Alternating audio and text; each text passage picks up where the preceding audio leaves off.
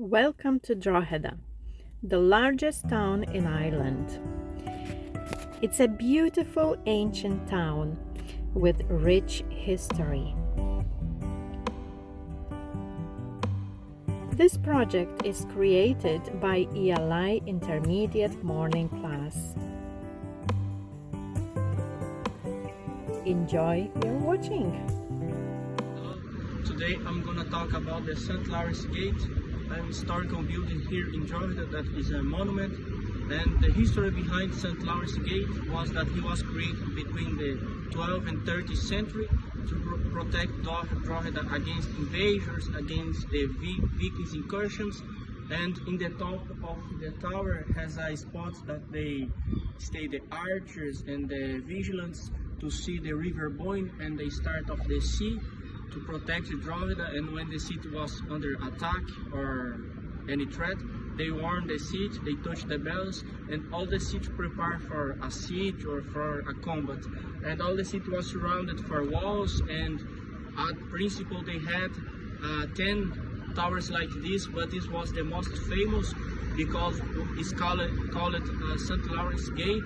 And if you follow for this street, you can see the St. Lawrence Church. Is a historical monument here in honor of St. Lawrence, that was an important priest in Drogheda history. And in the 1649, the city was sieged by the British Empire, followed by a politician called Cromwell, and he besieged the siege, and he destroyed 9 of these towers and only left this one to show how merciless the British Empire can be. And they slaughtered more than 2,000 people that lived here. And today, if you talk about this name in Drogheda, the people will say that they don't like this guy. And this is the St. Lawrence Gate. I will present the Magdalen Tower. Standing at the highest point of the north side of Drogheda is a medieval spotlight can you spot in from the hills. Now is a local symbol of history and resilience. Located on Road Walk Magdalen Street, Drogheda, County Louth, Ireland. Original found in year 1224 by Lucas the Nerd. His architecture is a three-stage freestanding bell tower built around 1370. Local story legends. Some people rumors there is a secret passage once connected it to a nearby Augustine Abbey. But now, why is matter today? A photograph dreams at sunrise or sunset, symbol of peace and reconciliation. A spotlight, medieval unity and heritage. Hello everyone, today I want to introduce you to Highlands Municipal Art Gallery, a very special place where history and modern art meet. The gallery opened in 2006, but the building has a much older history. It was originally a Franciscan church and friary. The Franciscans had been in Drogheda for an incredible 760 years before gifting the property to the town in 2000. This generous act allowed the transformation of the site into the beautiful art gallery we see today. What makes Highlands so unique is how it respects its past. Parts of the building date back to the early 19th century, and older elements still remain, including Franciscan burial crypts under the floor.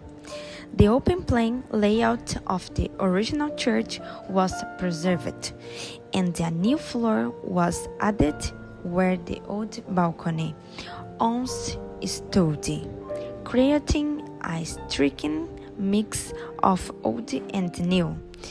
The gallery's transformation was made possible thanks to 4 million euros in donations from local and international supporters.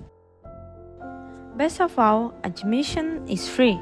Visitors are kindly encouraged to donate €2 to help fund future programs. Agnes is more than an art gallery, it's a living piece of Drogheda's history.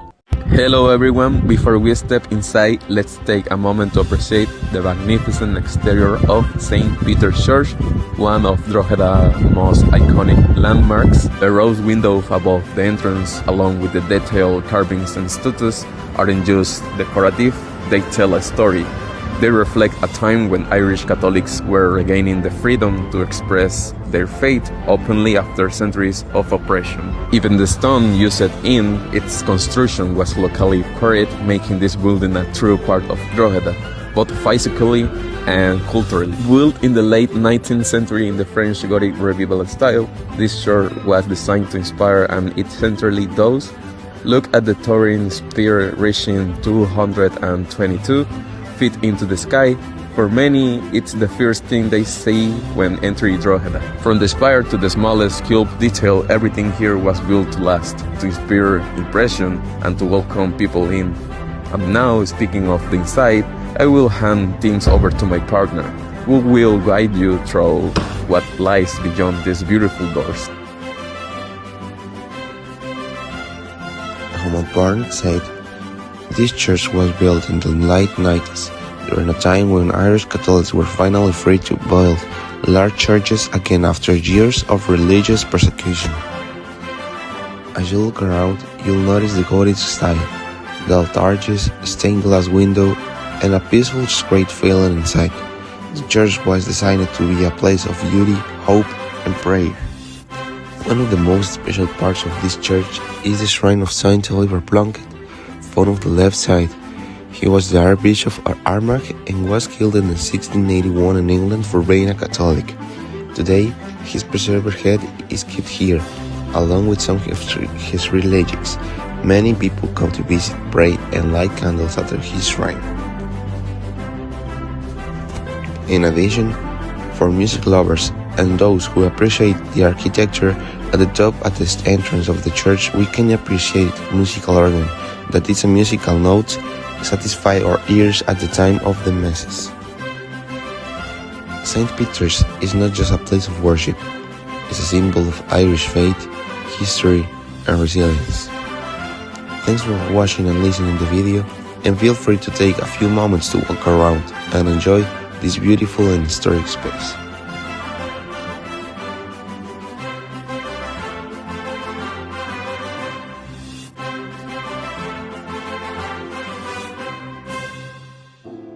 When you arrive in Ireland, you don't know what the new experience you will have. Everything is a surprise. In my first day walking for the streets in Drogheda town, I discovered the old abbey. I didn't know about its history, but to me, in that moment, it looked as it was in a magical place because in my mind, many magic things could have happened there. The old abbey is a historical treasure in the heart of Drogheda, and has been at the center of life in this town for over 700 years, and the subject of archaeological excavation at least twice. This is Drogheda's oldest monastic site, as it known as the Old Abbey, on the Hospital of St. Mary Dorsal. The official name is, however, the Abbey of St. Mary Dorsal.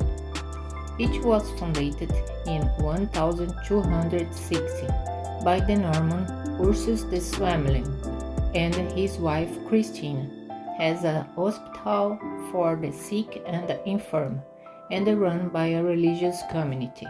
A flood in 1330 did considerable damage to the structure. However, it was restored mainly thanks to the generosity of the Brandon family of Drogheda. All that remains of the abbey is the central bell tower, a Gothic archway, an east archway, and a gable wall to the east. But in this place, the most impressive remnant is the central bell tower. In 2017, the lane was finally closed to traffic and paved by the council, which made a huge difference to the appearance of the place. And it has since been used in several festivals and outdoor events using the arc of the building as a wonderful backdrop. Nowadays, a coffee shop is located in the backyard, which opens out onto Old Abbey Lane, and it too is becoming a place where people can meet throughout the day. In this magic place, you can see the paint about Boa. She was the goddess who was said to have created the river Bon, with his name after her. Hello, my name is George Ball, former High Sheriff for County Louth, and I am the one who built the Ballsgrove Gate. The Ballsgrove Gate is a triumphal arch gateway dated 1804, and it was the entrance to the Ballsgrove estate. In the tympanum of the pediment, you can see my family's coat of arms. Even though I built it, the idea was of my grandfather, who was also called George Ball. Hello everyone, we are gonna give you a short review about one of the most iconic architecture from Drogheda in Ireland, the Millmount. The Millmount was built in the 12th century after the Norman invasion because they needed to take cover of the Boyne River. But the main purpose of its construction was to defend of the coming of Napoleon Bonaparte, but he never arrived to Drogheda. Even so, during the Irish Civil War, the Millmount was born from the central shore of Drogheda, and you can still see the damage in the stone walls. And nowadays, the Millmount is a museum and a gallery where you can find a restaurant and a craft shop. From the top of the tower, you can see all of Drogheda, the Boyne River, and even the Irish Sea. That's why it was perfect for spotting invaders. Drogheda Mythological Mural Trail. Drogheda, a curate multidisciplinary public arts program that took place in Drogheda between November 2021 and April 2022, culminating in an urban art trail through Drogheda that will focus on key figures and moments from mythological past.